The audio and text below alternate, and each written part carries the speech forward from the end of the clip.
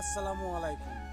পুরা জাতির কাছে আমার একটি প্রশ্ন, উত্তরটা দিয়ে যাবেন। রমজান মাসে প্রশ্নটা না করে পারলাম না। প্রশ্নটা হলো, যে দেশে নাকি একজন প্রবাসীর স্ত্রী তার শ্বশুরের হাতে দর্শিত হয়, লাঞ্ছিত হয়, সেটা কোন দেশ? সেটা সে জাতির কাছে ভালো কিছু আশা করা সম্ভব না। যে দেশে নাকি রাস্তার পাগলিকেও ছাড় দেয় না, দু বাচ্চার মা হতে হয় রাস্তার পাগলিকে, সে পাগলিটা নিরাপদ নয়, নিরাপদে থাকতে পারে না। যে দেশে নাকি ঘুমের ঔষধ খাইয়ে বাবা তার কন্যাকে 7 বছর ধরে দর্শন করে যাচ্ছে, আস্তাগফিরুল্লাহ, এটা আমি দেখেছি ফেসবুকে।